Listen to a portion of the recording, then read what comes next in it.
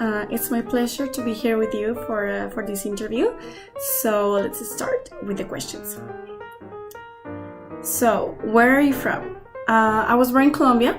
I lived there until the age of 14, and then I moved here to Canada. I am currently living in the city of Quebec, in the province of Quebec as well. How old are you? I am 27 years old. And what is your occupation? I'm a business development director for Latin America. My company is specialized in software, medical softwares. So we are distributing our system in different countries in the whole Latin America. Where did you learn your second language? I learned my second language in Canada. When I moved with my family here, I had to learn French to be able to study in the high school. What is your mother tongue? My mother tongue is Spanish. How many languages do you speak? I speak 3 languages fluently, and I'm learning currently a 4th language as well. How did you learn your second and third language? Well, as I said before, my second language I learned it when I moved to Canada with my family. The province of Quebec is a French-speaking province, so I didn't have the choice to learn the language if I wanted to continue my high school. So that's how I learned my second language. The third language I learned it also in high school. English is the second official language here in Canada.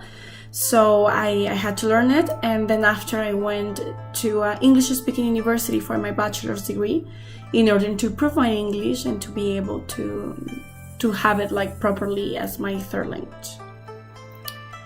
Are you studying and learning other language right now? Yes, I'm studying other languages. The 4th language that I'm learning currently is Russian. What was your purpose to learn English, French, and Russian? Okay, well, French, I had to learn it to be able to communicate in my new country, in my new high school, to pass all my courses and to have friends. English, of course, English is one of the most important languages in the planet. If you want to travel for business, is the most important language as well. So I think that English was more for my professional career. French is because I didn't have the choice, and that's what I have to learn because I moved here. And Russian, because my husband, he's Russian, he's from Moscow. And yeah, I think that is very important for me to learn a very good language to be able to communicate with his family.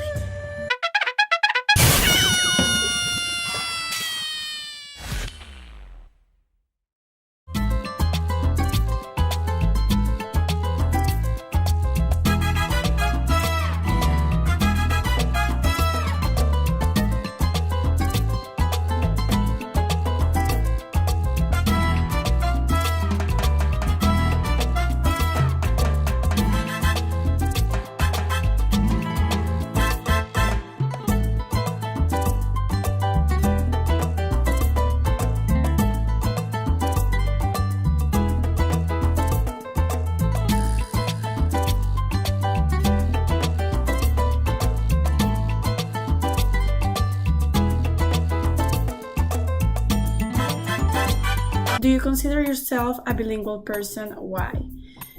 I don't consider myself a bilingual person. I consider myself someone who speaks 3 languages, 2 different from my mother tongue. I think that a bilingual person is someone that actually learn both languages as their mother tongue. I have friends that had, for example, English-speaking parents and French-speaking parents.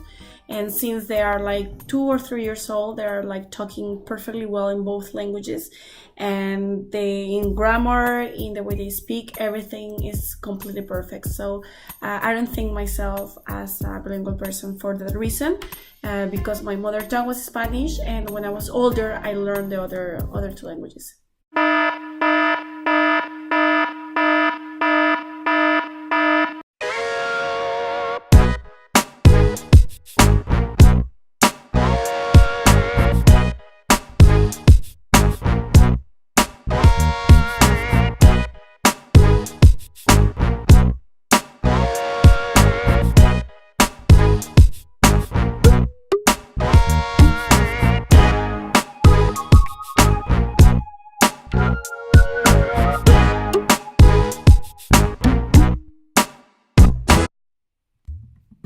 Okay, let's continue now with the other questions for this interview. So, what is the most difficult aspect of learning a second and third language? I think that the most difficult part is the patience that you have to have, because it's never easy to learn another language. It's never easy to wait until you're able to communicate. Most of the time you're going to understand first the language, and then after it's going to come that you will be able to talk properly. So I think that the most difficult part is the patience that you have to have for that.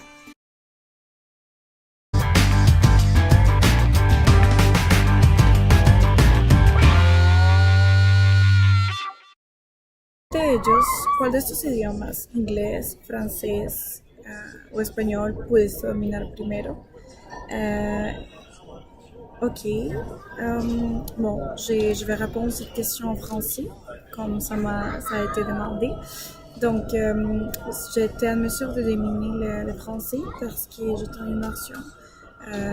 Quand j'ai aménagé au Canada avec ma famille, nous avons été dans la province de Québec, qui est une province qui parle français. Donc, désolée, je suis à l'aéroport en ce moment, donc c'est pour ça les bruits. Donc c'est ça, donc j'étais en mesure de dominer le français à cause que j'étais en immersion totale. À l'école, je devais apprendre le français pour pouvoir communiquer avec les gens, pour pouvoir passer mes cours aussi. Je trouve que j'étais un petit peu... j'ai eu une malchance dans le sens que je n'ai pas pu apprendre le français avec toutes les règles de grammaire et toutes les choses qu'il fallait comme quelqu'un comme vous qui êtes en train d'apprendre la langue à ce moment. De mon côté, moi, j'ai dû l'apprendre à la marche. Puis, comme je l'ai déjà dit dans une autre question en anglais, j'ai dû vraiment passer tous mes cours, mathématiques, physique, biologie, chimie, histoire. ¿Tú has sentido alguna vez una dificultad para poder expresar tus ideas mientras estás hablando de un idioma diferente a tu lengua materna? Sí, de hecho es algo que pasa muy seguido cuando tú hablas dos idiomas. A veces yo digo que hablo en frañol porque mezclo a veces las cosas. Cuando hablo en español mezclo palabras en francés, y cuando hablo en francés pues mezclo un poquito también viceversa palabras en español. Entonces no me pasa muy seguido, pero por ejemplo cuando viajo a Colombia o cuando estoy hablando con mis amigos canadienses o franceses, muchas veces me sale una que otra palabra en mi frañol, y tanto mi familia como mis amigos se ríen de mí porque no es una palabra que es obviamente específica de ese idioma, pero yo como que la construí de esa forma, pues obviamente porque se parece.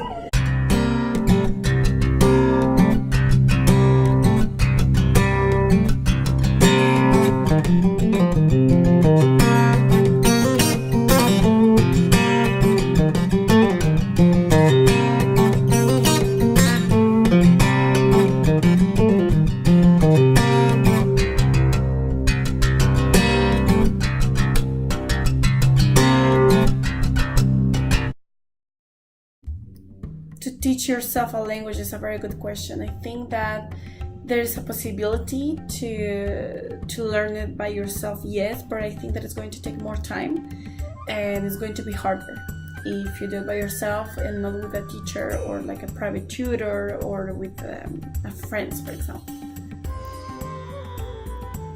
What is your favorite language? My favorite language is French. Even though English is easier to talk and to learn, I think that French is more beautiful than English. What would you do if you had to travel to a country where its people you don't know how to speak neither your language nor English? I think that you mean like what would happen if I go to a country where the people don't speak my own language or English, right? That happened to me twice, when I was living in Russia, in Moscow, and when I went to Japan for traveling. I think the best thing that I can do, or that someone can do, is actually learn some phrases, some words that you can introduce yourself, that you can have direction in the language of the country. in Russian, for example, or in Japanese, in my case. So that's the best thing that you can do if no one in that country speaks English, at least. Please hang up and try again.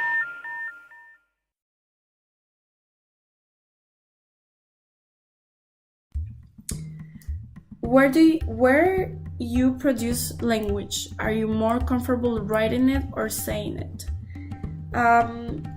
Of course, when I speak any language that I know, I feel more comfortable when I speak it, because when you have to write it, you have to think twice and you have to be sure that you're writing properly.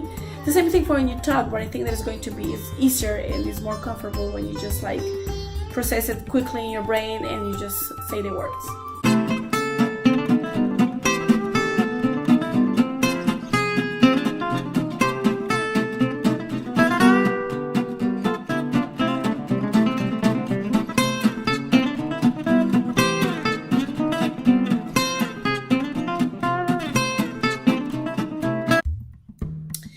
Do you have any personal strategies? I think that my biggest advice that I can give you now that you're all learning a new language is, for English, try to memorize all the verbs that you can. Try to listen as much music as you can, TV series, movies, always in English, and most of the time, if you can, without subtitles. That is going to help you very, very, very much to learn the language, to be able to listen exactly what the people is saying, for example in movies, and then after repeating the words yourself. Practice as much as you can between you, your friends, your teacher. Always dare to speak, because otherwise it's not going to worth anything what you're doing right now. So just try to practice it as much as you can.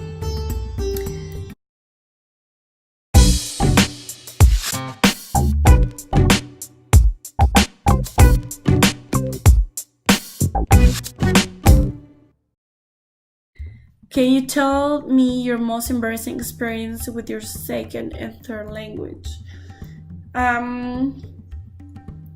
Well, there are many anecdotes that you might have. It's never easy to learn other languages. So I think that happened when I was learning French. In French, gâteau means cake. Okay, in Spanish means the animal, cat.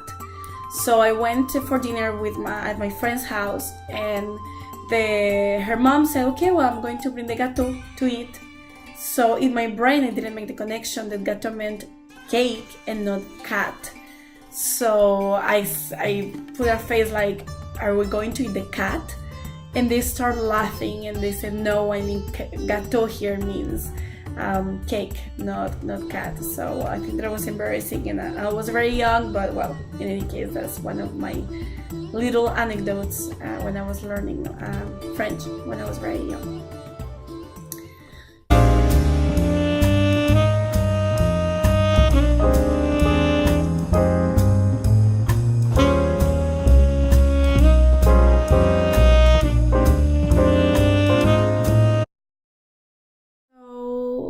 Yeah, I think that will be it. So thank you, and I hope that this interview will help you somehow in this class that you're having right now. That's all, folks.